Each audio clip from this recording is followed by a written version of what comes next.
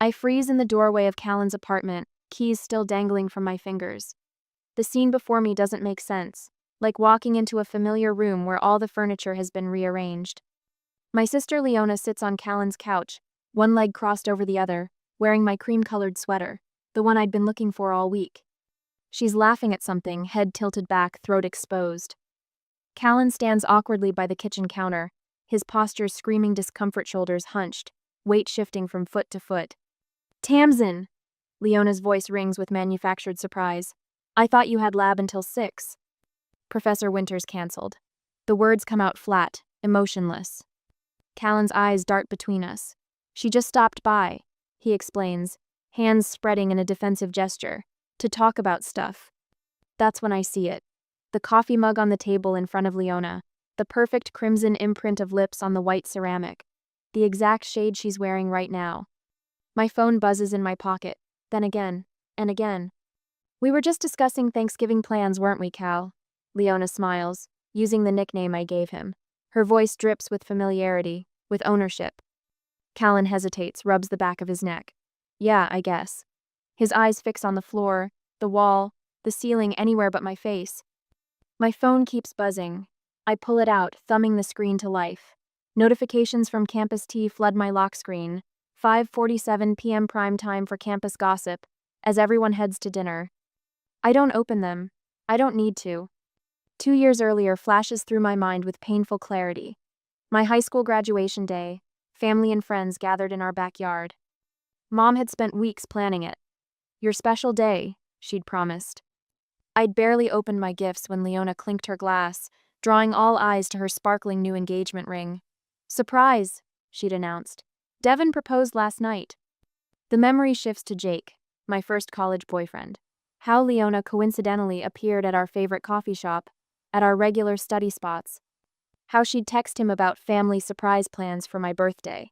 How he started mentioning her name in every conversation until he finally admitted, I think we want different things. My mother's voice echoes in my head. She's just being friendly, Tamsin. You're too sensitive. That's what big sisters do. The morning of freshman orientation returns to me standing in my dorm room, making a promise to myself as I taped photos to my wall. Never again, I'd whispered. No more chances. Callan shifts his weight, drawing me back to the present. His phone sits on the counter, unlocked. A text notification banner slides across the top.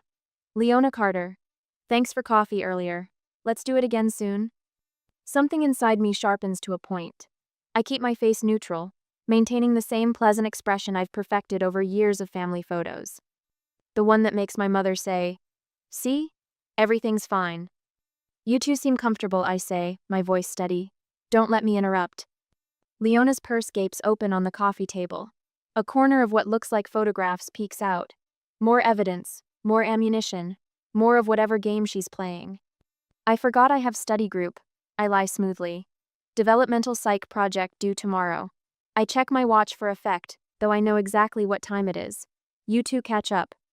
But you just got here, Callan protests, finally looking at me directly.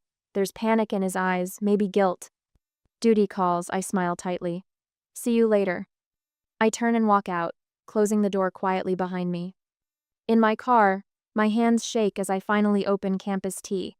The first post shows a photo of Callan and Leona at the campus coffee shop, heads bent close together over a table. His basketball jacket is unmistakable. Her hand rests on his forearm. The caption reads, Basketball star getting cozy with his girlfriend's sister? Family feud. My phone dings with a text from Leona. Heading home. Talk later about Thanksgiving? I start the car, my fingers no longer trembling. The dashboard clock reads 5:53 p.m. 6 minutes since I walked into Callan's apartment. 6 minutes to confirm what I've suspected for weeks. Not this time, I whisper, pulling away from the curb. This time, I have a plan. I've kept count over the years. 3 boyfriends and 1 almost fiancé. Next day, the notebook in my hands weighs nothing and everything as I flip through the pages.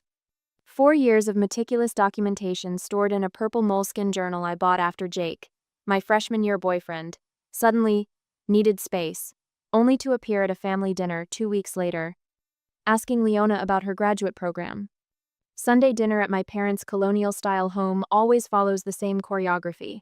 Mom in the kitchen refusing help but complaining about doing everything herself. Dad in his study on business calls until the last possible moment. Leona arriving fashionably late with some dramatic news that redirects all attention. And me, slipping away between the salad and main course with the excuse of a bathroom break. Today, I have 20 minutes maximum before someone notices my absence. 20 minutes to search the bedroom Leona still keeps at home for convenience, despite her downtown apartment. My fingers work methodically through her nightstand drawers. Nothing unusual. Beneath her bed, I find a shoebox of keepsakes, old concert tickets, birthday cards, a bracelet I thought I'd lost last summer. The closet yields nothing until I spot the corner of a leather-bound journal wedged between winter sweaters on the top shelf. I drag over the vanity chair and reach for it, my heart hammering against my ribs. What I find turns my blood to ice water. Pages of notes on Callan, his basketball practice schedule, favorite study spots, food preferences, coffee order, a photograph of him mid-jump shot with a date and timestamp from 3 weeks ago. Another of him leaving the science building last month. I flip further. Screenshots of text messages between Leona and someone listed as FL. FL, is she still dating him? Leona, for now, working the angle we discussed. FL, remember what happened with Dorian, don't rush it. Leona, trust me, her taste in men is predictable, this one's even easier. FL, Operation Payback requires patience. My phone camera clicks softly as I document each page. My hands, surprisingly steady now, methodically capture evidence of my sister's calculated betrayal. I control my breathing 4 counts in, 4 counts out, a technique my therapist taught me last year when I finally sought help for what Mom dismissed as sisterly jealousy. That's just how sisters are, Tamsin, she'd said after I confronted her about Leona and Jake. You've always been too sensitive. Not everyone is out to get you. Dr. Martinez had suggested a strategic distance from my family. Sometimes we need space to recognize unhealthy patterns, she'd explained. I nodded along, made notes, but never implemented her advice. Family obligation runs deeper. Carter family value my father preaches during his brief appearances between business trips. The stairs creak. I freeze, journal still open in my lap. Footsteps approach the distinctive rhythm of Leona's walk in heeled boots. Quickly, I return the journal to its hiding place and grab a perfume bottle from her vanity just as the bedroom door swings open. Tamsin? Leona's surprise looks genuine, but I've watched her perform confusion many times before. What are you doing in my room? I hold up the crystal perfume bottle. Borrowing your Chanel. Hope you don't mind. Her eyes narrow slightly. I forgot my purse upstairs. Mom's about to serve the roast. I'll be right down. I spritz my wrist casually, heart thundering beneath my calm exterior. Leona hesitates, glancing around the room as if taking inventory. Don't snoop too long, she says with a half smile. People might talk. After she leaves, I wait 10 seconds before slipping out, evidence safely captured on my phone. Tomorrow I will tell Beth everything. I need my friend's help. She's been to every home game this season, Beth says the next morning over coffee at the campus cafe. My roommate stirs her latte thoughtfully. My cousin who works in the dean's office says there have been situations before. Situations? I wrap my hands around my mug, anchoring myself. Beth leans forward. Complaints from other students. Nothing official, but enough whispers that people notice. I didn't want to say anything before because, well, she's your sister. What kind of complaints? The campus buzzes around us, students rushing to morning classes. Boundary issues, especially with athletes who are already in relationships. Beth tucks her blonde hair behind her ear. Jeremy from the basketball team warned me weeks ago that your sister had been hanging around practices talking to Callan. I think about Professor Winters, my psychology mentor, who had suggested my research project on familial manipulation patterns with unusual enthusiasm. This could be quite illuminating, Tamsin, she'd said, her eyes holding mine a beat too long. Had she known? That night in my dorm room, I download a recording app on my phone and test its range. If placed between books on a library table, it captures voices clearly from 6 feet away. I stare at my psychology textbook, a chapter on covert narcissism highlighted in yellow, and pick up my phone. Study session tomorrow? Library? Usual spot? I text Callan. His response comes immediately. Absolutely. 4 p.m.? I confirm and set down my phone, mentally mapping out tomorrow's strategy. I'll need to position my belongings carefully, making it natural to leave everything behind when I excuse myself to find a research paper. For a moment, doubt creeps in. The voice in my head sounds suspiciously like my mother's. You're overreacting. This is your sister. But then I see the evidence again, the journal, the photographs, the text messages about Operation Payback. My resolve hardens. This isn't about jealousy or competition. Something deeper, more calculated is happening, and I need to understand the full scope before confronting it. Evidence, not emotion. I whisper to myself, the mantra becoming a shield against the hurt threatening to crack my composure. I open my laptop and begin to plan. Next day, I spread my psychology textbooks across our usual table near the tall windows of Hartwell Library. Callan's basketball duffel sits under the chair across from me, his notes already scattered beside his open developmental psychology text. The late afternoon sun slants through the glass, illuminating dust motes that dance between us. Professor Winters wants 5 peer-reviewed sources, I say, highlighting a passage about familial manipulation patterns. Think we can finish before closing? Callan flips a page, his forehead creased in concentration. If we split the research. His eyes meet mine briefly before returning to his notes. You're better at finding the cognitive stuff anyway. I check my watch. 4:17. Leona's Tuesday comparative literature seminar ends at 4:30. She'll need at least 10 minutes to cross campus, probably stopping to chat with Professor Holloway about her thesis. That gives me a 20-minute window. I need to find that research paper on siblings and identity formation, I say, gathering my phone. The one by Dr. Harrison? It should be in the psychology journals section. Callan nods without looking up. I'll start on the methodology section. I weave between the towering shelves, breathing in the comforting smell of paper and binding glue. At the psychology section, I pause, waiting until an undergraduate with headphones shuffles past. Then I retrieve my phone, open the recording app, and slide it between 2 thick journals on attachment theory. I angle it carefully toward our table, visible only as a thin black edge between dusty spines. The timer on my watch reads 4:26. Perfect. I spend 15 minutes actually searching for Dr. Harrison's paper, finding it tucked in a bound journal from 2019. Then I take the long route back, circling through ancient philosophy to approach our table from behind the reference section. That's when I see her. Leona leans over the table, her voice too low to hear from this distance. Her hand rests on Callan's forearm, fingers splayed possessively. Her hair carefully curled this morning. I'd noticed when she passed by the dorm falls forward as she bends closer. The yellow sundress she's wearing is new. I've never seen it before. Callan hasn't moved away, but his entire body radiates discomfort, his shoulders bunched toward his ears. His free hand grips his pen so tightly I can see the whitened knuckles from here. He stares fixedly at his textbook while she speaks, nodding mechanically. I duck behind the American history shelf, my heart hammering against my ribs. Through a gap between books, I watch them. Leona laughs softly at something, tossing her hair back in that practiced motion I've seen 1,000 times. Still, Callan doesn't pull away. For 10 excruciating minutes I observe them. Leona touches his shoulder, his hand, his arm-brief contacts that could be dismissed as friendly if you hadn't seen this pattern before. If you hadn't lost Jake Harris and Dorian Wells the same way. Finally, she glances at her watch and straightens. She says something that makes Callan nod, his relief visible even from my hiding spot. As she walks away, her fingers trail across his shoulders. I wait until she exits through the main doors, counting to 60 before emerging from the stacks. My hands don't shake, my breathing remains even. 2 years of psychology studies have taught me something about controlling physiological responses. I return to our table, sliding the Harrison journal onto the pile. Found it, I announce, voice steady as I settle back into my chair. Callan jumps slightly, then smiles too widely. Great, I've outlined the methodology section.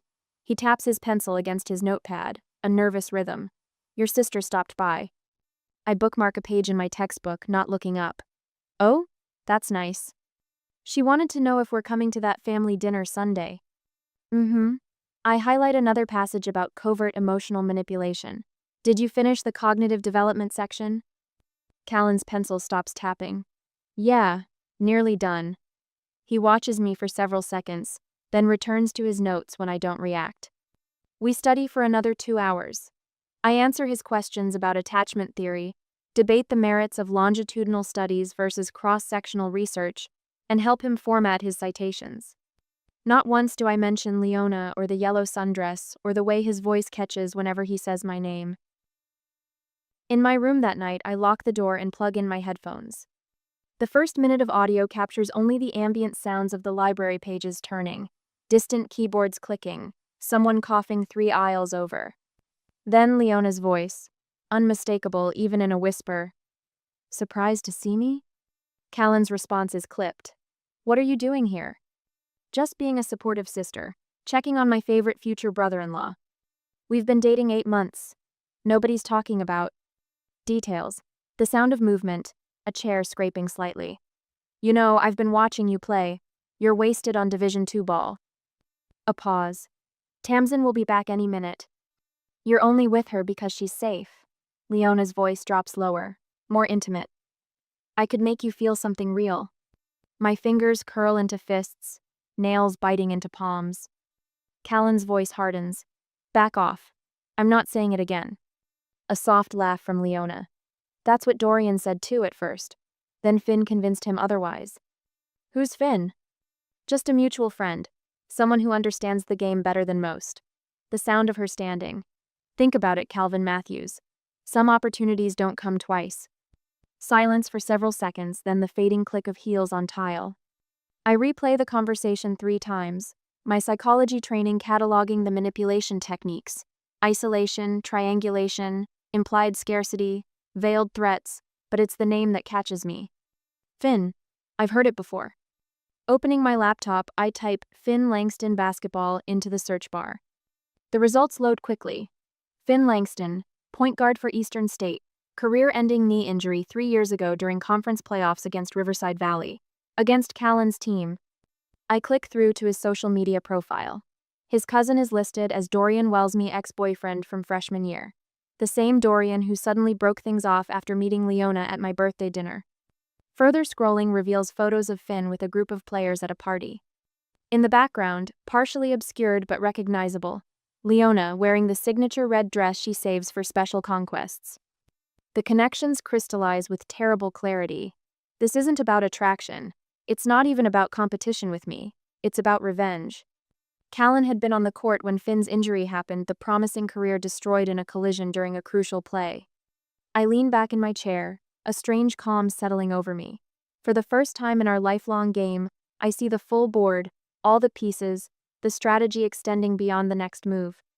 Not about love, I whisper to my empty room. About revenge and control. The realization should terrify me. Instead, I feel something unexpected unfurling in my chest, something that might be strength. Sunday dinner, I arrive at Riverside Bistro 30 minutes early, a decision that isn't accidental. The hostess, a blonde woman with kind eyes, greets me with practiced warmth. Reservation for Carter, I say, watching her scan the list. Her finger stops. Ah yes, for 4 at 7. Your sister called ahead to arrange special seating. She smiles, collecting menus. She requested our intimate corner booth in the back. Very romantic lighting. Of course she did. I return the smile while my stomach tightens. Actually, I say, keeping my voice light, could we switch to that table instead? I point to a table near the front windows, surrounded by other diners, bathed in the golden light of sunset. I love watching people walk by. The hostess hesitates. But your sister specifically. I know she meant well, I interrupt gently, but I'd really prefer the window. It's a celebration after all. We should be seen. She nods, rearranging her seating chart. Of course, right this way. I smooth my cream-colored dress, simple, elegant, deliberately understated, and follow her. The table is perfect. Visible from the entrance, surrounded by other diners, impossible to play footsie under without being noticed. I take the seat facing the door and wait, running through my mental checklist. Beth knows to arrive at 7:15 with a convincing story about accidentally spotting us. The teammates will follow at 7:20. My phone sits in my purse, primed to record. Callan arrives first, his tall frame made more imposing by the dark blue button-down that brings out his eyes. He leans down, pressing a kiss to my cheek that lingers a beat longer than usual. "You look beautiful," he says, his voice sincere. "Thank you." I squeeze his hand as he sits beside me rather than across. Another calculated move. "I still think we could have celebrated alone," he murmurs, close enough that I catch the mint on his breath. "Family is important to me," I reply, the practiced line floating out effortlessly. His eyes flicker. "Tamsin, about your sister." The restaurant door swings open, and conversation around us stutters to a momentary halt. Leona stands framed in the entrance, wearing a dress the color of fresh blood. It hugs every curve, the neckline plunging dangerously low, the hem stopping several inches above her knees. Her dark hair cascades over bare shoulders. The hostess leads her toward us. I note Callan's quick glance, instinctive, male before his eyes lock firmly back on my face. Points for effort. "Sorry I'm late," Leona announces, though she's precisely on time. She bends to hug me, her expensive perfume invading my space. Traffic was a nightmare. She takes the seat across from us, directly facing Callan. "Cal, congratulations again on the scholarship. Dad would have been here, but you know how his business trips are." "Thanks," Callan says, his posture stiff beside me. "It's not final yet." "But it will be," I add, letting my pride in him show genuinely. Coach Martinez practically guaranteed it. The server appears and we order drinks. I choose water with lemon, needing clarity. Leona orders a cosmopolitan, its color a perfect match for her dress. Not a coincidence. Conversation flows with practiced ease. Leona asks all the right questions about Callan's basketball season, his scholarship prospects, our summer plans. Anyone watching would see a supportive sister, interested in her siblings' relationship. I drop my napkin deliberately, bending to retrieve it. Under the table, Leona's foot rests between Callan's legs, her red heel dangling precariously from manicured toes. His knees are pressed tightly together, body angled away from her. I straighten, napkin recovered, expression unchanged. "Excuse me," I say, standing. "Restroom break." In the privacy of the hallway, I pull out my phone and text Beth.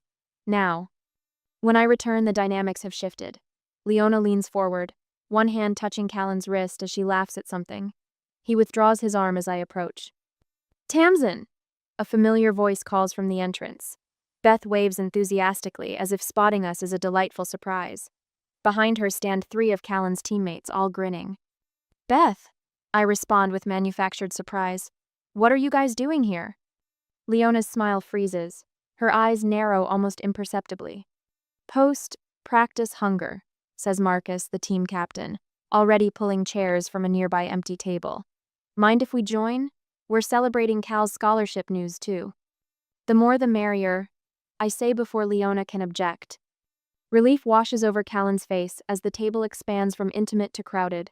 Leona shifts her chair back slightly, creating distance from the newcomers. The red heel that had been teasing toward Callan now tucks firmly beneath her chair. Once everyone settles with drinks, I raise my water glass. "I'd like to propose a toast," I announce, meeting each person's eyes before landing on my sister's. "To honesty and loyalty, the foundation of every meaningful relationship." Beth smiles knowingly. The teammates echo the sentiment. "And," I continue, my voice steady as I maintain eye contact with Leona, "to my research project on interpersonal manipulation that Professor Winters approved yesterday. I'll be exploring how people create false narratives to control others." Leona's cosmopolitan wobbles in her hand, liquid sloshing dangerously close to the rim. For a split second, her mask slips, revealing something sharp and cold beneath. "Fascinating topic," she manages, setting her glass down carefully, though perhaps not appropriate dinner conversation.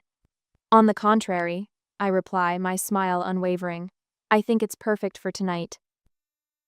2 days later, I slide into a corner booth at the Grind, 15 minutes early for my meeting with Rebecca.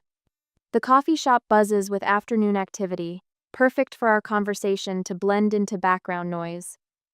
My hands are steady as I arrange the folder of evidence on the tabla calculated display of organization. Rebecca Walsh, Campus T's most ambitious student journalist, arrives precisely on time.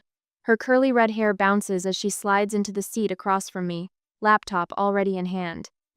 "I'm surprised you reached out," she says, studying me with sharp green eyes. You've never struck me as the type to court publicity. I push the folder toward her slightly. Not enough to offer it, just enough to acknowledge its presence. I'm not interested in publicity. I'm interested in truth. She glances at the folder. About your sister and your boyfriend? That's already trending. Old news by tomorrow. It's not about a trending topic, I reply, taking a deliberate sip of my coffee. It's about a pattern, one that affects more people than just me. Rebecca's eyebrow arches. Her journalistic instinct clearly piqued. She leans forward. What kind of pattern?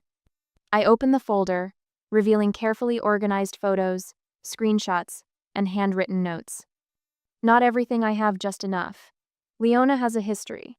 These are incidents spanning 3 years, 5 relationships, mine and others.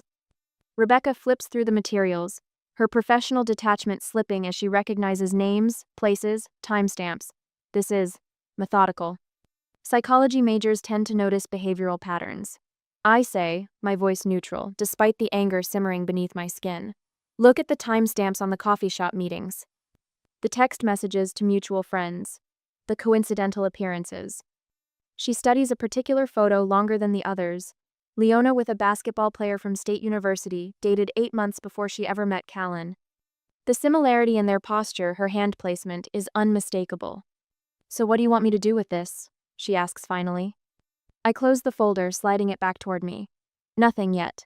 Just watch the rooftop party on Saturday. Greenfield Apartments, sunset. That's all. Rebecca taps her pen against her notebook. This isn't just gossip, is it? Would I be here if it was? I hold her gaze steadily. She pockets her pen. I'll be there, but I can't promise coverage. I'm not asking for promises, I say, standing to leave. Just witness.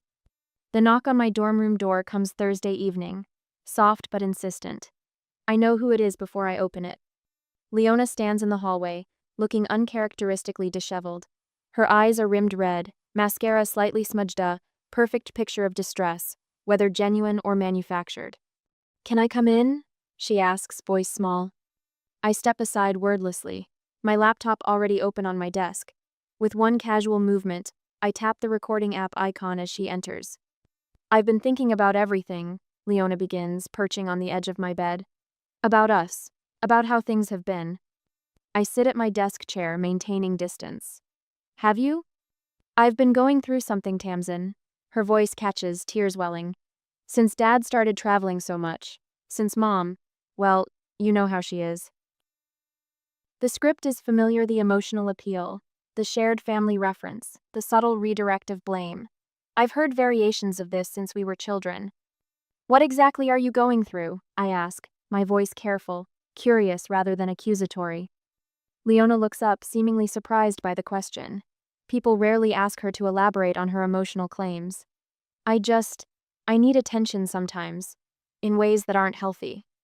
A partial truth, the most dangerous kind. I was thinking, she continues, maybe we could do some family counseling. Just the two of us to start, to work through our issues. My recording app blinks silently as I consider her. The perfect trip. If I refuse, I'm unreasonable. If I agree, she controls the narrative with a therapist. I'll think about it, I say, neither committing nor refusing. Leona reaches for my hand. I let her take it, feeling nothing as her fingers curl around mine. I just want my sister back. Saturday evening bathes the rooftop in golden light. String lights crisscross overhead, ready to illuminate the gathering once the sun sets. Music pulses through portable speakers, not yet loud enough to drown conversation. I position myself near the refreshment table, a strategic location visible from most angles of the rooftop. Callan joins me, handing me a cup of punch that I won't drink. You look beautiful, he says, and I hear the undercurrent of tension in his voice. She's here, I murmur, angling my head slightly. 3 o'clock. Leona appears by the rooftop entrance, wearing a pale blue sundress that catches the fading sunlight.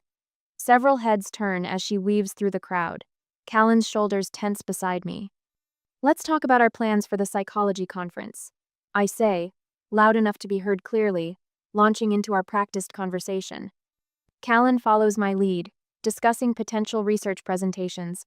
We look engaged, focused on each other, our future, exactly as planned. I track Leona's approach in my peripheral vision.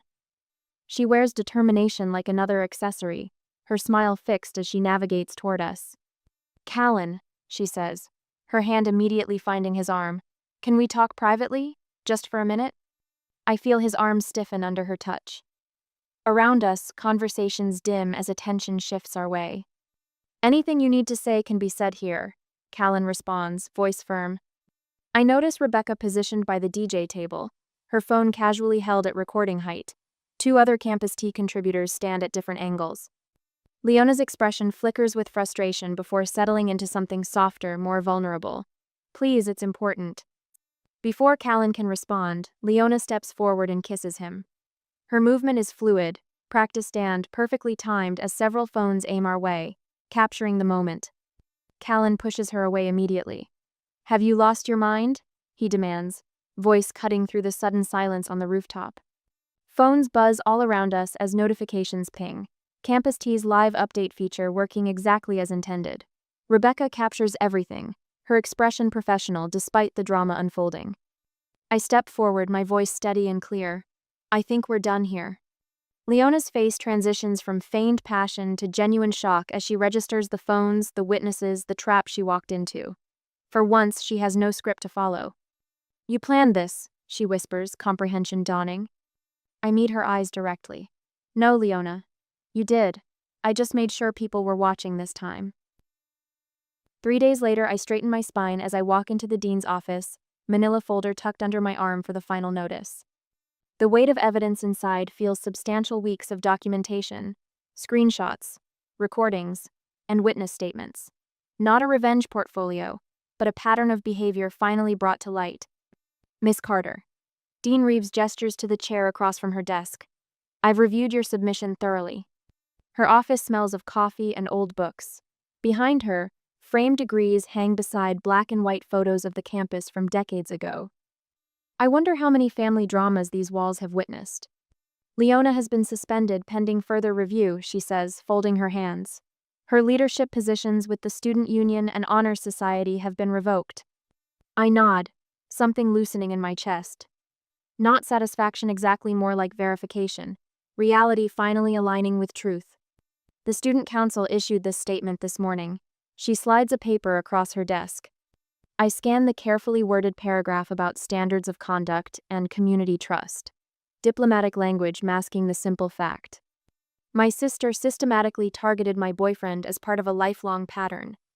"What about your studies?" Dean Reeves asks, her voice softening. "I'm staying." The words come without hesitation. "I'm specializing in family dynamics. Professor Winters has agreed to supervise my research." 2 weeks later, I sit at my desk writing the hardest letter of my life. "Mom, I choose peace over pretense. For 22 years, I've smiled for family photos while ignoring what happened when cameras lowered. I can't do that anymore. I'm not cutting contact. I'm establishing boundaries." "Your daughter." "Tamsin." Dad calls that night the first real conversation we've had in years. His voice cracks when he says, "I should have seen it. I'm sorry, Tamsin." Weeks later, Tuesdays and Thursdays, I join 8 others in a campus meeting room. Siblings of manipulative family members, meets between the chess club and debate team. We speak truths there that would shatter family dinner tables. Callan and I walk the empty track field one evening, frost crunching beneath our shoes. "I should have told you sooner," he says, breath clouding in the cold air, "when she first showed up at practice." "Would I have believed you?" I ask. "Or would I have heard Mom's voice saying I was overreacting?" He takes my hand, his palm warm against mine. "How do we trust after this?" "Carefully," I answer, with our eyes open. The letter arrives from New Mexico 3 months later, Leona's flowing handwriting on the envelope. "You win. Maybe that's all I ever feared." I place it unopened on my desk, next to my mother's reluctant text acknowledging, for the first time, that perhaps she'd enabled a pattern. Graduation arrives like the final page of a chapter. My psychology honors medal feels substantial against my chest as I scan the audience. The empty chair where Leona might have sat. My parents, sitting slightly apart.